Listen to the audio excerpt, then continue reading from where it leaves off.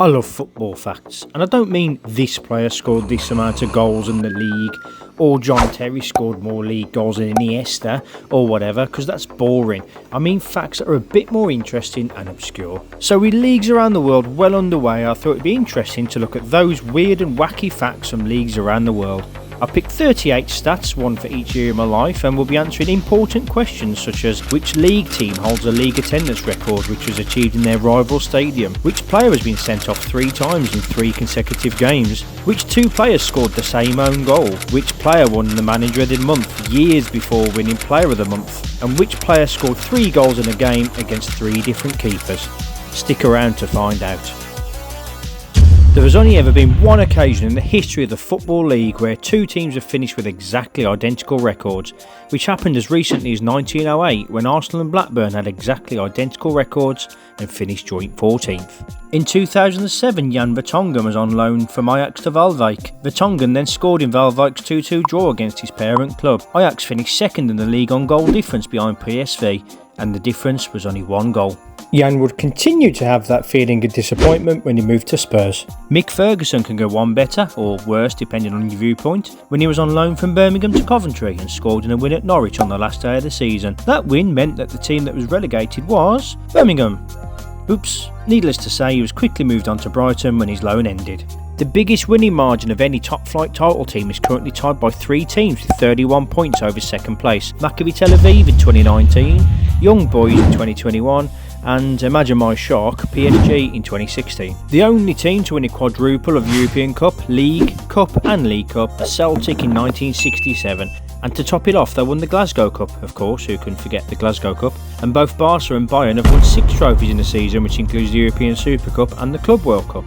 But the only professional team to have won 7 trophies in the season are Linfield, although that includes a load of lower trophies, so we're not bothered about them. But the first treble winners aren't Celtic, which is fake news, but is instead believed to be Ferencváros, who in 1928 won the Mitropa Cup, which was like the granddad of the Champions League, the Hungarian Cup, and also won the whatever that says. Various players have scored 4 goals in a league game but still ended up on the losing side, such as Christian Vieri in a 5-4 loss for Atletico Madrid against Salamanca in 1998, where he not only had a strop and got changed in the tunnel and refused to speak to his teammates and went home on his own, but then shortly after left the club to move to Lazio. And also Kerry Dixon in 1982, who scored 4 for Reading but still ended up losing 7-5 to Doncaster, which must have been even more annoying for him as they were relegated by 1 point. And who can forget Andrei Arshavin scoring 4 in 2009 for Arsenal against Liverpool, but they bottled that as well as they drew 4-4. In 1995, Macclesfield won the conference and even set a record of 10 consecutive wins but were denied promotion due to a dodgy stadium inspection. This also meant that Exeter, who finished bottom of the league above, didn't get relegated, and amazingly this was the 2nd season in a row where this happened, as Northampton Town didn't get relegated out the league as Kiddie Harriers Stadium was too crap for league football the year before. Maccabi Nest Ziona didn't have the greatest season in the 1950s Israeli League as they lost all 24 league matches, but amazingly didn't even finish bottom as the team below them folded after 3 matches, so technically they finished bottom. Airbus UK Broughton can go one step further in 2023 when they finished bottom of the Welsh Premier League, losing 30 out of 32 games and even finished in negative points after a points deduction. In the 95-96 season in what is now the Championship, Millwall were flying high, top of the league after 16 games, but picked up only 20 points for the next 30 games and got relegated on the last day of the season. In 2007, Agim Shabani was sent off 3 times in consecutive matches for Fredrikstad in Norway, when, like some kind of weird Craig David song, he was sent off in the league on the Sunday, in the 2nd division on the Monday, and again in the cup on the Wednesday, which happened as the 1-match bans only applied to the competition you were sent off from, which beats Cantona, who was sent off twice in 4 days in 1994, and Vieira, who was sent off in the opening 2 league matches in 2000, which were both allowed as at the time suspensions only kicked in 14 days after the offence for some odd reason. In 1957, Charlton were playing Huddersfield and were down to 10 men due to injury at a time that subs weren't allowed, and even worse, were losing 5-1 after 62 minutes. But Charlton came back to win 7-6, which is not only boss with 10 men, but also the only time in Football League history where a team has scored 6 and lost the match. And talking of Huddersfield, they were promoted to the Premier League in 2017 with a negative goal difference, with their goal difference being worse than 13th place Aston Villa, but got promoted via the playoffs. Funnily enough, they didn't even have a positive goal difference in the playoffs either, drawing all their matches and needing penalties in both ties. Even better, what's unusual about the 1985 Brazilian Serie A?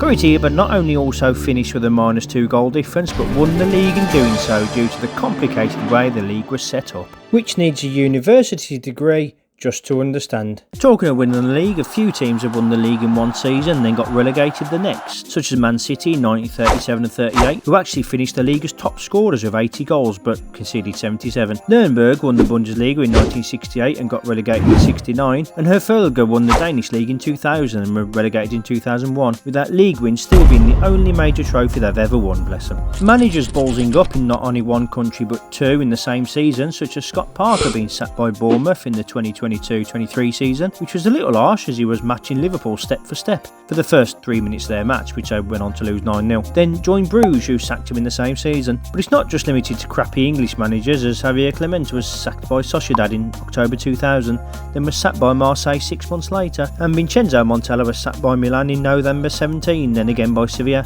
5 months later. A few players have played for the champions and a relegated team in the same season, such as Ray Houghton, Loic Remy and Chris Kamara, which is just unbelievable. James Beattie did the same in different countries when he played for Scottish champions Rangers and relegated Premier League team Blackpool in the same season. Sheffield United player Tony Ogana can perhaps go one step further when halfway through the 91-92 season he signed for Notts County, then later joining Leeds on loan, which meant he played for the champions, a mid-table team and a relegated team all in the same season. But it doesn't end there, as he also scored against Notts County and Leeds while he was still at Sheffield United. Even better, a player doing the same as both player and manager.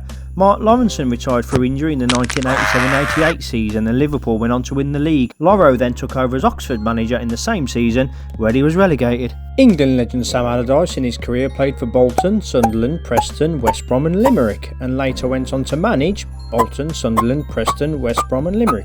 Gillingham player manager Andy Essenthaler was sent off as a manager in a league game against Cardiff in 2003, but as he'd also named himself among the substitutes, he was allowed to come on as a sub, and he did, and he even got booked. He went one further in 2004 when he got sent off as a player, then gave the referee a load of abuse after the game and ended up with a 3-match ban as a manager. The bloke who wrote the Sherlock Holmes books, Sir Arthur Conan Doyle, played in goal for Portsmouth. Kind of. He played for Portsmouth Association Football Club, which was the amateur club before the professional team was born. Robbie Earnshaw is the only player who scored a hat-trick in all 4 English professional leagues, the FA Cup, League Cup and in an international match. Bayer Leverkusen have less German league titles than Rapid Vienna. Yes, a team from Austria has more German league titles than a German team when they won the league in 1941. Javier Mascherano's first league match for River Plate came after his first international match, something that has happened to a handful of players including Alex Iwobi. Talking of Mascherano, I'd be interested to know if he's the only player who got injured during the game by tearing his butthole. Actually, in fact, no, I wouldn't. While Karen Brady was a director at Birmingham City, she sold Paul Pescisolido to Stoke. Her partner, clearly Paul forgave her as he married her the next year. AC Milan won the Serie A in 1994 by scoring 36 goals all season, which is only one more than 2 of the relegated sides. Barely concedes any, as it probably helped having these in defence. Stuart Pearce won the Premier League Player of the Month in 2001. What's so odd about that? Well, it was 4 years after winning Manager of the Month, which happened as manager Frank Clark left, making Pearce player manager of Notts Forest. Then later in his career moved to West Ham. Vidsev Uch, yes, that's how you say it, not only have an accent in every possible letter in their name, but also defended their second division title when they won it in 2008 to get promoted to the Extraklasa, but were immediately relegated due to a corruption scandal, and they won the title again the following year. FC Alexandria, the team who were founded in 1990 but didn't think we'd notice when they put 1948 on their badge, went one further when they were promoted from second division 3 years in a row, but refused the promotion for the first 2 years, as you do. The highest attendance in an English League match is held by Man United in a 1948 game against Arsenal, which was played at Man City Stadium, Main Road. I'm sure that pleases the Man United fans. Leroy Vezina was the Torquay manager in 2007 for 10 minutes, possibly the shortest manager stint in the world. Straight after his appointment, the club was taken over by new owners who sacked him 10 minutes after he joined. The Croatian League is the ultimate farmers' league, as Dinamo Zagreb have won the league 19 times since the year 2000. Bizarrely, the only time in that period that they didn't finish in the top 3 was in 2005, where they finished in what's known as the relegation group, just to mix things up a little. The first ever league season in the world in 1888 was won by Preston North End, who finished the season unbeaten.